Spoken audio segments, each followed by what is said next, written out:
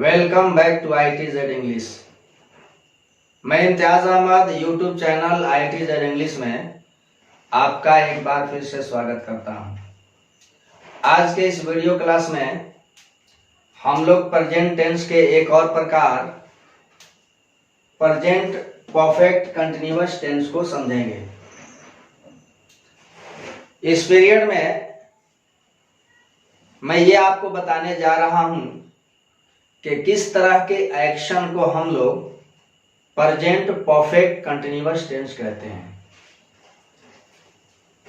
क्रिया के स्वरूप को समझाने से पहले मैं इस टेंस को अपने तरीके से एक नए अंदाज में डिफाइन करने की कोशिश कर रहा हूं। इसके पहले कि मैं इस टेंस को डिफाइन करूं, आप मेरे चैनल को सब्सक्राइब कर लीजिए।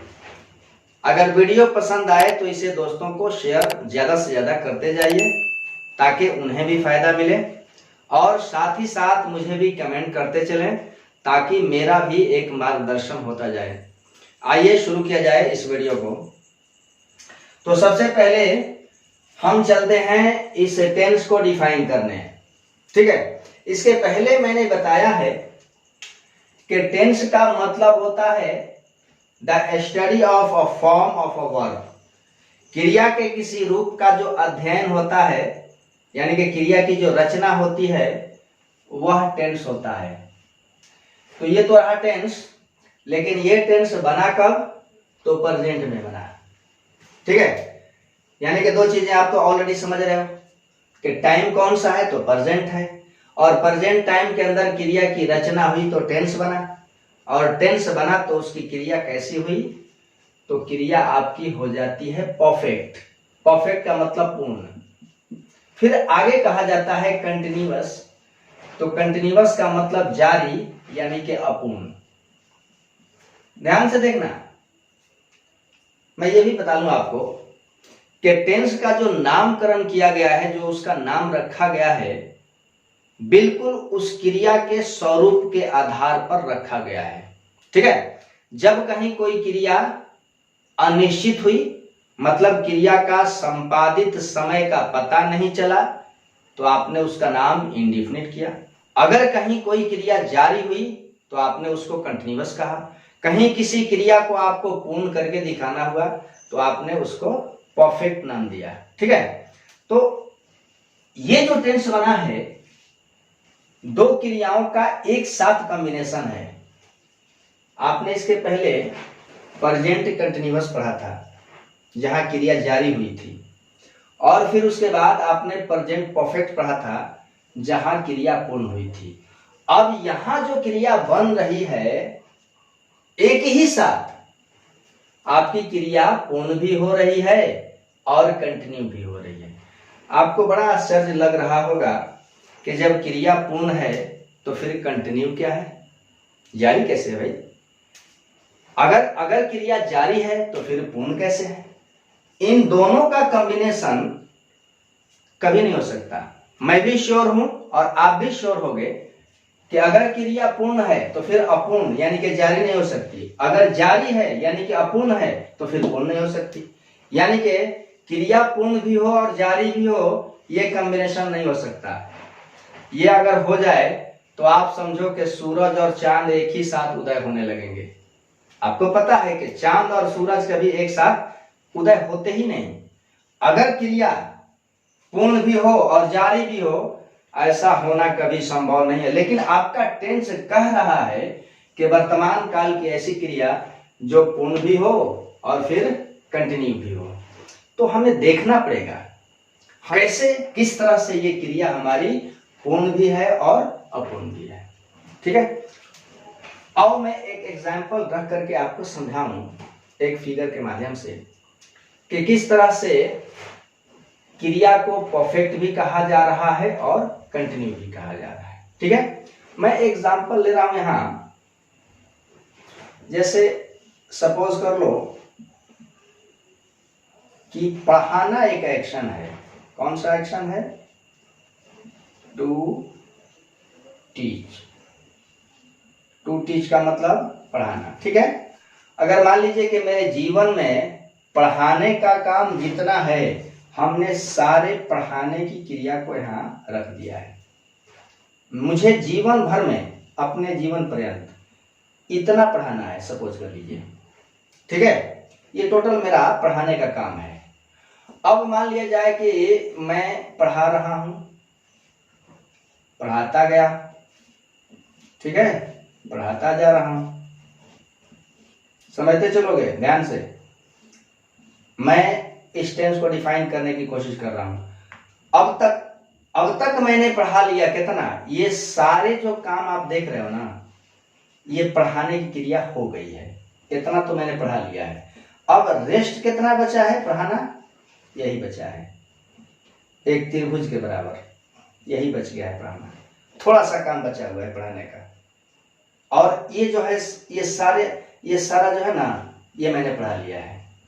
तो अधिकांश काम तो मैंने पढ़ाने का पूरा कर लिया है, और थोड़ा सा काम जो बचा हुआ है उसको कर रहा हूं, पढ़ा रहा हूं।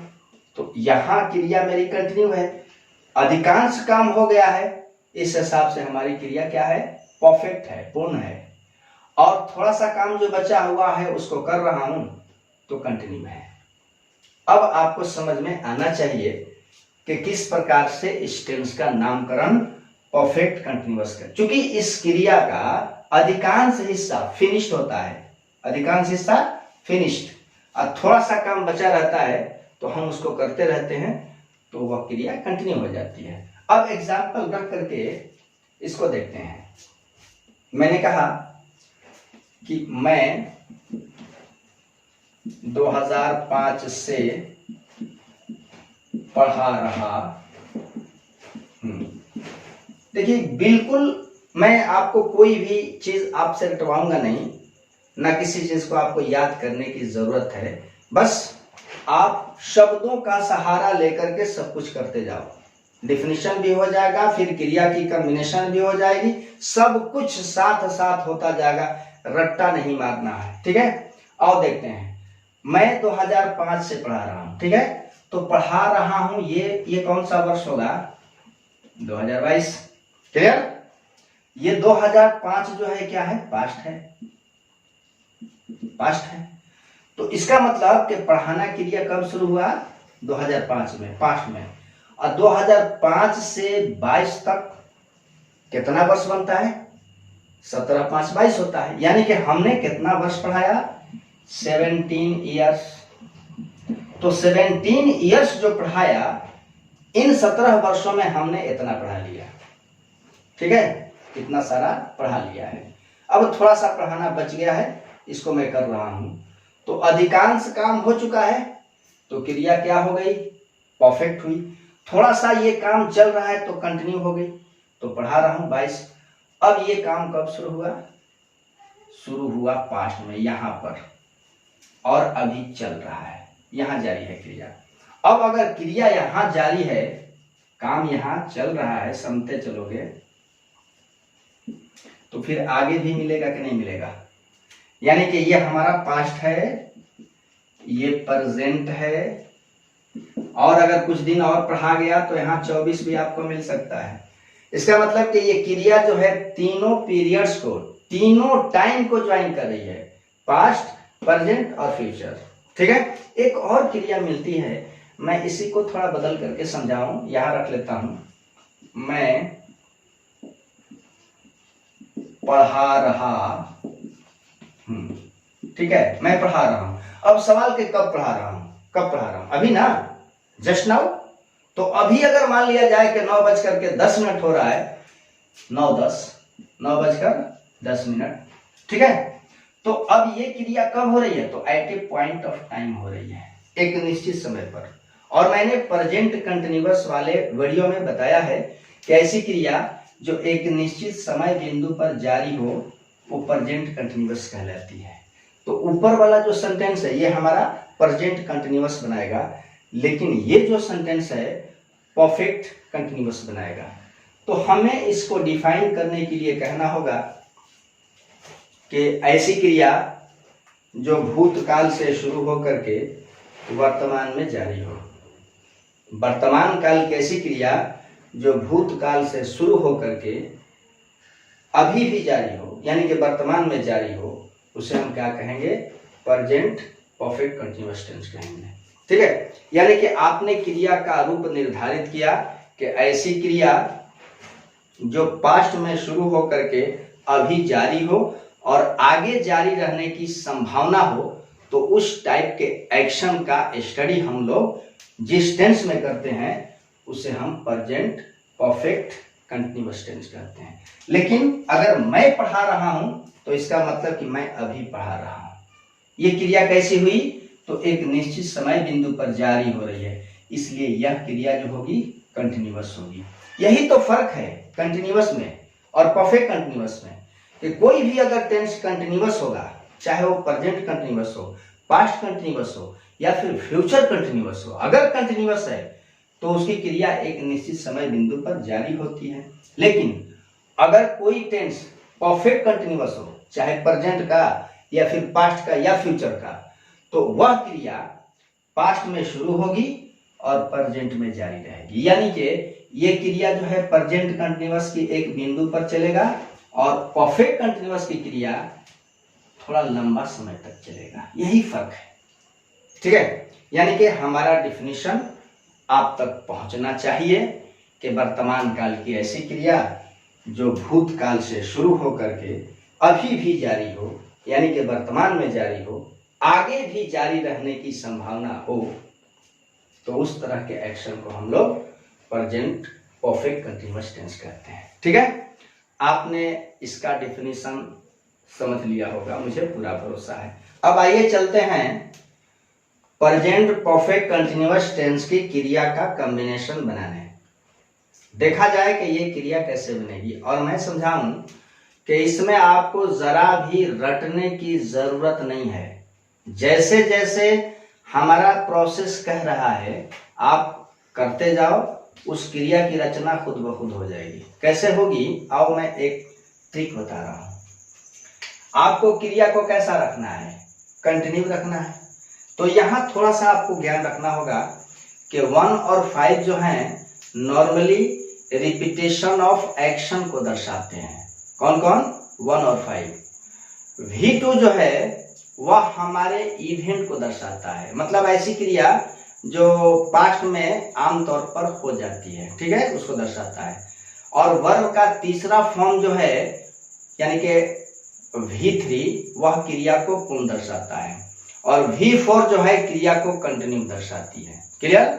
1 और 5 रिपीटेशन ऑफ एक्शन, V2 जो है इवेंट दर्शाता है, 3 जो है क्रिया को फिनिश करता है। 3 क्या करता है? क्रिया को फिनिश्ड कंप्लीटेड दिखाता है। 4 जो है क्रिया को कंटिन्यू बताता है। ठीक है, अब इनके सहारे हम क्रिया की रचना करेंगे। हमको क्या करना है? क्रिया को जारी रखना है। तो क्रिया को जारी रखने के लिए क्या होगा? V4 आएगा। ये बन क्या रहा है? ये मेन वर्ब बन रहा है। ठीक है, तो हमने क्या किया चालाकी से कि क्रिया को कंटिन्यू करना है। तो कंटिन्यू, अब 1 2 3 5 रखने से क्रिया कंटिन्यू नहीं होगी, उसके लिए कौन सी वर्ब चाहिए? तो 4 चाहिए। और आगे की क्लास में मैंने बताया है कि V4 जब भी मेन वर्ब बनती है ना, मेन वर्ब, तो अपने पहले ये टू बी लेती है। क्या लेगी? To be. अब रही बात कि टू बी में कुछ उसके रूप बनते हैं, जैसे am, is, are, was, were, है ना, बीन और been. Am, is, are, was, were, been, been. एक टू बी फुल इन्फिनेटिव, एक बिना टू का बेयर इन्फिनेटिव। तो अब देखना होगा कि जब हम यहाँ टू बी का सपोर्ट देंगे V4 को, तभी जाकर के ये मेन वर्ब बनेगी। तो हम बी के कैटेगरी से क्या लेंगे?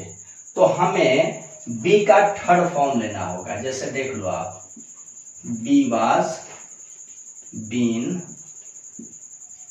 बीन, तो हमको बीन लेना पड़ेगा, यानी कि टू बी की जगह क्या रखोगे? बीन। अब बीन रखने से हमारा दो मकसद हल हुआ। एक तो V4 को बी का सपोर्ट मिल गया, ठीक है, और बीन रखने से दूसरा फायदा यह हुआ कि हमारी क्रिया क्या हो गई? परफेक्ट हो गई। तो दोनों काम तो आपने कर लिए। आपने V4 रख करके क्रिया को कंटिन्यू बनाया, बीन रख करके क्रिया को परफेक्ट बना लिया और बीन के सहारे V4 को सपोर्ट भी दे दिया, है ना। एक पंथ दो काज, बीन दो काम, 4 को सपोर्ट कर गया और बीन रखने से हमारी क्रिया क्या बन गई, परफेक्ट बन गई। लेकिन ये जो है हमारा वर्ब का थर्ड फॉर्म है, पास्ट पार्टिसिपल, और मैंने इसके कैरेक्टर में बताया है कि वर्ब का थर्ड फॉर्म जब भी मेन वर्ब में बनता है, मेन वर्ब, तो अपने पहले टू हैव लेता है। क्या लेता है, टू हैव। तो टू हैव में क्या आएगा, तो have, had, had, having, has, ये 5 है, 4 3 2 1। अब आपको क्या बनाना है, प्रेजेंट बनाना है ना। क्या बनाना है, प्रेजेंट। तो प्रेजेंट लीड करता है 1 से या फिर 5 से।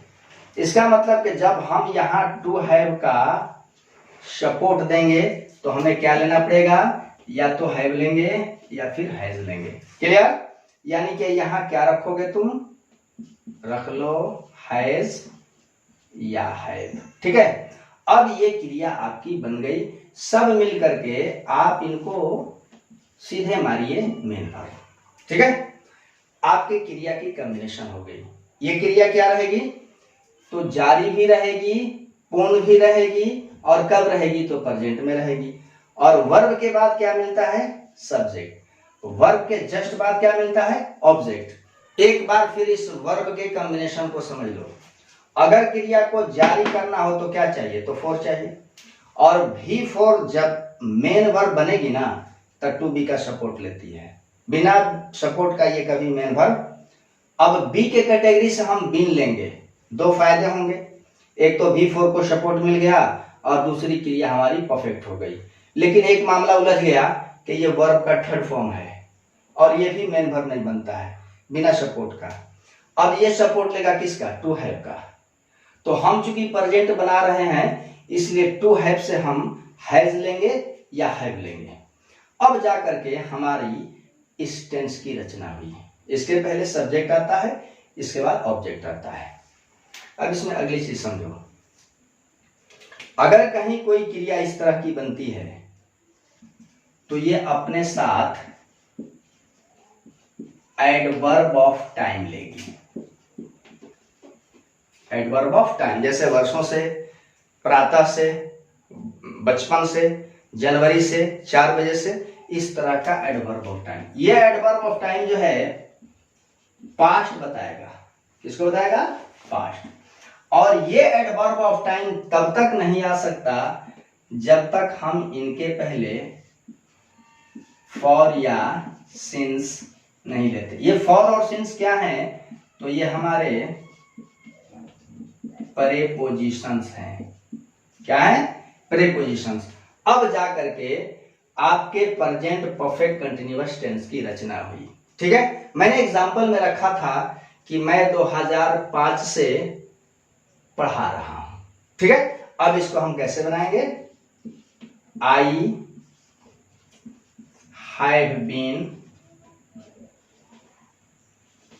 Teaching since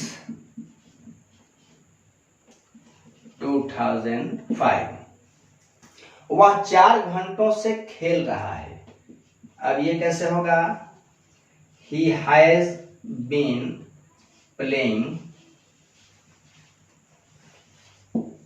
for 4 hours। अब आप उलझन में पड़े होंगे कि यहाँ तो फॉर आया और यहाँ सिंस आया, ये क्या मामला है। तो अब मैं फॉर और सिंस के बारे में आपके डाउट को क्लियर कर दूं, ऐसा स्पष्ट कर दूं कि आपको जीवन भर फॉर और सिंस के प्रयोग में कहीं कोई असुविधा नहीं हो, कभी आप कंफ्यूज्ड नहीं हो। तो ये रहा आपके प्रेजेंट परफेक्ट कंटिन्यूअस टेंस की क्रिया की रचना, ठीक है। अब आओ देखते हैं फॉर और सिंस कहां लिया जाएगा, ठीक है। आओ देखते हैं फॉर और सिंस का प्रयोग। फॉर और सिंस, ठीक है। तो प्रेजेंट, पास्ट और फ्यूचर इन तीनों समय की अवधियों में, यानी कि तीनों टेंसेस में समय दो तरह का होता है। टाइम कितने तरह का? दो तरह का। एक को हम लोग पॉइंट ऑफ टाइम बोलते हैं, पॉइंट ऑफ टाइम, और दूसरा जो होता है पीरियड ऑफ टाइम कहलाता है। ठीक है। अब पॉइंट ऑफ टाइम जो है ये फिक्स्ड टाइम होता है। क्या होता है? फिक्स्ड टाइम, एकदम निश्चित, पॉइंटेड। जैसे कि 4 बजे से, तो 4 बजे से का मतलब हुआ कि 4 एग्जैक्ट, एक्यूरेट 4 बजकर कुछ मिनट नहीं, एकदम फिक्स्ड 4 बजे। अब प्रातः से, तो प्रातः क्या है? वो फिक्स टाइम है। कैसे? कभी सूरज निकलता है 5:06:13, एग्जैक्ट टाइम है कि नहीं है? एक्यूरेट टाइम है ना। तो इस तरह के टाइम को हम लोग पॉइंट ऑफ टाइम कहते हैं। जैसे एग्जांपल मैं रख लेता हूं, प्रातः से, बचपन से, 4 बजे से, 4 बजे से, जनवरी से, रविवार से। तो ये जो टाइम है आपके, प्रातः से, बचपन से, 4 बजे से, जनवरी से, रविवार से, ये सब के सब फिक्स्ड टाइम है, जिन्हें हम क्या कहते हैं? पॉइंट ऑफ टाइम कहते हैं। अगर एडवर्ब ऑफ टाइम के रूप में ऐसा टाइम आया हो 4 बजे से, जनवरी से, रविवार से, 1947 से, अगर इस तरह का हो तो उसके लिए हमें सिंस का प्रयोग करना होता है।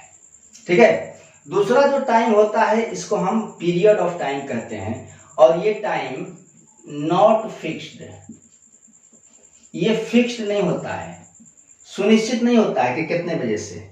जैसे 2 वर्षों से, 2 वर्षों से। अब ये 2 वर्षों से हमने एक अंदाज बता दिया कि 2 वर्षों से। हो सकता है कि 1-2 महीना कम रह गया हो या 1-2 महीना ज्यादा हो गया हो। कई दिनों से, कई दिनों से। अब कई दिनों में कितने दिन भाई निकल रहे हैं तो पता नहीं, ये 6 भी हो सकते हैं, 20 भी हो सकते हैं, 10 भी हो सकते हैं, है ना। ये फिक्स्ड नहीं है। फिर देखिए, कई महीनों से, कई वर्षों से, कई दिनों से, कई महीनों से। एक और मिलता है कई सप्ताहों से, सप्ताहों से। आप छोटा सा कॉन्सेप्ट बना लीजिए कि जब वर्ष की बात होगी, दिन का बात होगा, महीने का वर्णन या सप्ताह की बात, है ना, तो इस तरह के टाइम को हम लोग पीरियड ऑफ टाइम कहते हैं, जो कि फिक्स्ड नहीं होता है, तय नहीं होता है, थोड़ा आगे पीछे हो सकता है ना, एकदम एक्यूरेट नहीं।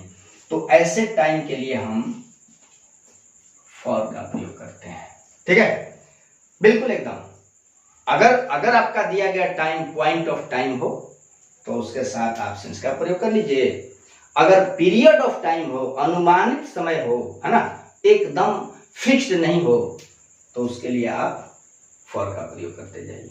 ठीक है। अब ये रहा आपका प्रेजेंट परफेक्ट कंटीन्यूअस टेंस।